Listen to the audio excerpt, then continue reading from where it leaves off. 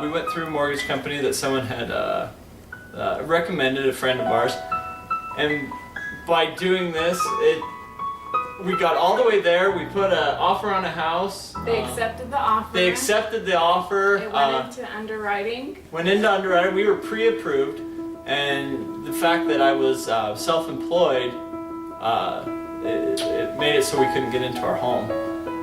We were really discouraged. So we went to Spencer. Like a year later. A year later. I mean, we were we didn't think anything was going to come of it. Yeah, we just decided to go and see what we needed to do. To get ready. Because we didn't want to get our hopes up again and get to that point. But Abish kept pointing the finger at Spencer, saying, "You better not get me to put an offer on a house and then them not go through with it." Yeah, I think I threatened him at one point. And Spencer assured us that he says, "We won't go through with anything until we look at some numbers and see where you guys are at." But we were speculative. I guess we were We were nervous. We were nervous to go through that again and I don't know. I felt ripped off the first time, I guess. So I was definitely nervous and I don't know. Wanted to make sure that he knew what he was doing. So we turned in the mortgage, all our papers to Spencer, and being self-employed, there was a lot of paperwork to give him. But I gave it to him half thinking nothing was going to come of it, because the first time they told us, "Oh yeah, you're pre-approved, go for it."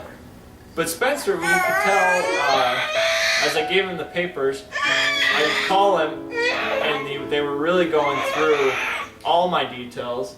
Yeah, and it was nice because they took the time. They sat down, they went through the paperwork to make sure the money was going to be there, that underwriting was going to see that the money was there before they called and said, "We can pre-approve you." It was comforting. It was nice to know that they did their homework. And then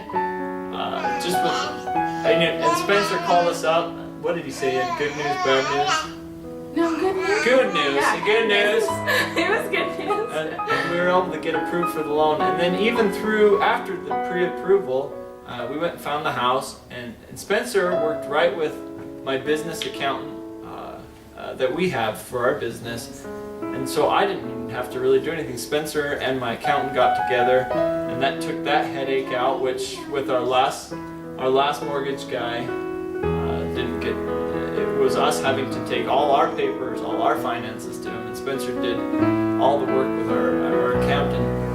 And then all the underwriting, Spencer did all the letters. He did everything. It was awesome. And everything. And then they get into closing, and we're just going through signing the billing papers that you have to sign. And then the closer, he's the closer? The guy with the glasses? Yeah. The guy with the glasses, the closer, says he says, "I want you to look at that extra $836, wasn't it? It was 800 something. Yeah. $800 something. He says, "I want you to look at that." And we didn't know, there were so many numbers, but he says, "Look at this right here." And so we looked at it, he says, "And see that negative next to it? Spencer has credited you that money back." And he says, "Not a lot of realtors will do that, or mortgage guys will do that." He says, "I just want you guys to know that he did that for you." Yeah.